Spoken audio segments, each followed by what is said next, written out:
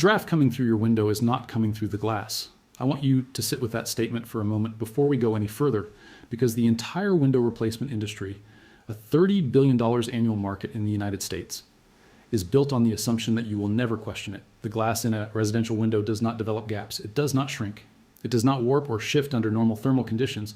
What shifts, what degrades, what fails consistently and predictably every 3 to 5 years is the perimeter seal, the flexible compound installed between your window frame and the surrounding wall assembly. When that seal fails, outside air enters the wall cavity, migrates through every gap in your interior finish, and arrives in your living space as the draft you have been blaming on your windows. The window company that quotes you $2,800 to replace those windows is not lying to you about the draft. They are simply declining to tell you where it actually comes from. Because where it actually comes from costs $3 to fix and takes 40 minutes. And $3 fixes over 40 minutes do not build $30 billion industries. I am Dr. Cole Ward, 38 years as a licensed structural engineer. I have reviewed thermal performance assessments on residential properties ranging from post-war bungalows to modern construction, assessed energy loss claims for insurance purposes, and read the original Department of Energy research on residential air infiltration more times than I can count. The DOE published findings in 2003 attributing 25 to 30% of residential energy loss to window-related air infiltration. I have watched that finding get cited in window replacement marketing materials for 2 decades. I have almost never seen it cited in window sealing guidance. The distinction between those two things, window-related air infiltration and window replacement, is the $2,800 gap between the problem and the solution the industry prefers to sell you. Understanding that distinction is what this video is about. Before I explain the fix, you need to understand the failure mechanism because it is not obvious and the industry counts on that. A residential window is installed inside a rough opening in the wall framing. There is a gap between the window frame and the framing members surrounding it. That gap is sealed at the exterior perimeter with a flexible compound, traditionally an acrylic latex or elastomeric sealant, increasingly a polyurethane or silicone-based product in more recent construction. That sealant does one job. It prevents air and water from entering the wall assembly through the gap between the window frame and the surrounding structure.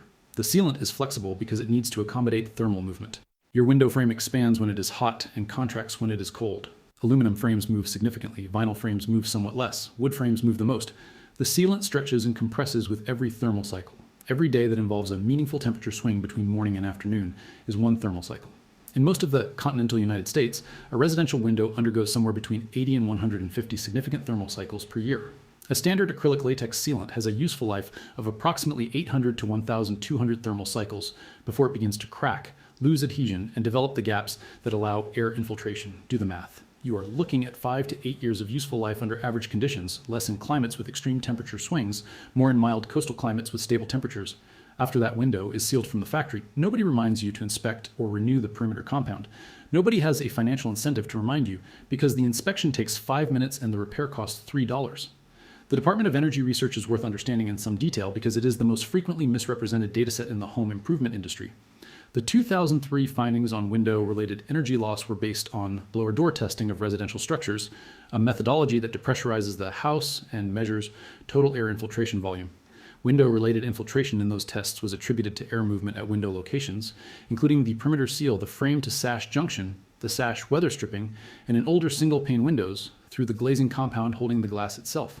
The finding that 25 to 30% of energy loss is window-related is accurate. The conclusion that window replacement addresses this loss is not supported by the data. Oak Ridge National Laboratory published field measurements in 2001 showing that air leakage at the window-to-wall interface, the perimeter seal, accounted for the majority of measured air infiltration at window locations in tested homes.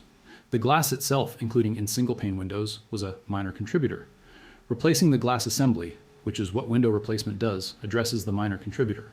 Resealing the perimeter, which costs $3, addresses the major one. The window industry's marketing materials cite the DOE findings. They do not cite the Oak Ridge breakdown of where within the window assembly the infiltration actually occurs. That is a selective use of research, and it has been generating replacement window revenue for 20 years. The 5-minute test I want you to perform before you do anything else requires a single candle or a stick of incense. Close all exterior doors and windows in your house. Turn off any ventilation systems, including bathroom fans and range hoods. Light the candle or incense stick and hold it approximately 1 inch from the perimeter edge of each window, not the glass, the junction between the frame and the surrounding wall on the interior side. Move it slowly along the full perimeter. Watch the flame or smoke. In a properly sealed window, the flame will remain essentially vertical with minor ambient disturbance. At a point of air infiltration, the flame will deflect measurably toward the room interior as outside air pushes through the gap. Mark every point where you observe deflection with a piece of painter's tape. On most residential windows in homes over 5 years old, you will find deflection at the corners. First, the corners of the perimeter seal are the highest stress points because they accumulate movement from two directions simultaneously. You may find continuous deflection along an entire side if the sealant has failed broadly.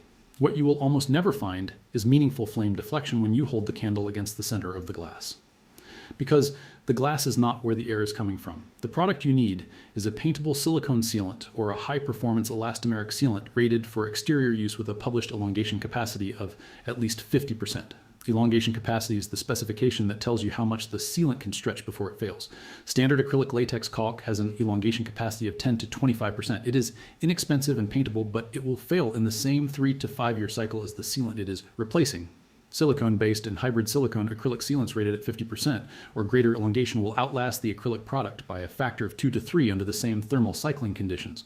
Dow Corning published internal testing data in 2008 showing their silicone sealant formulations maintaining full adhesion and flexibility through 2,000 accelerated thermal cycles, equivalent to approximately 15 years of field conditions. These products are available at every hardware store for between $3 and $8 per tube, depending on size and brand.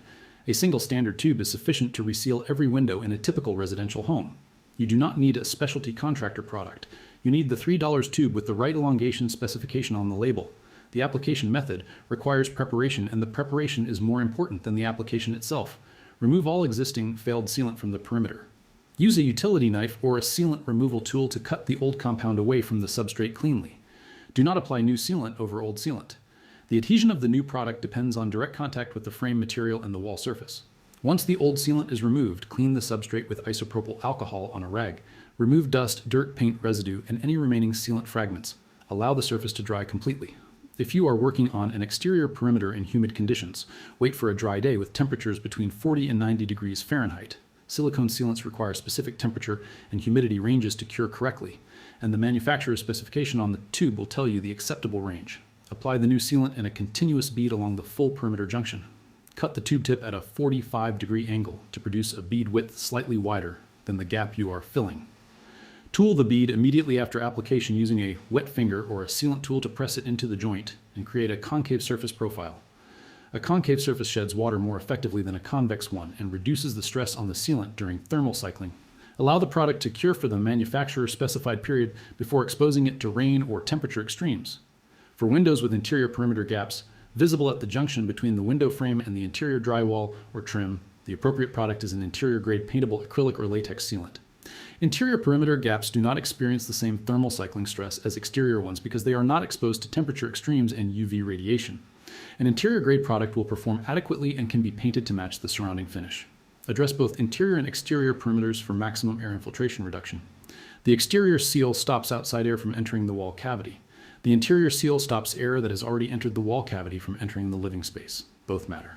The combined cost is still under $10 for an entire house.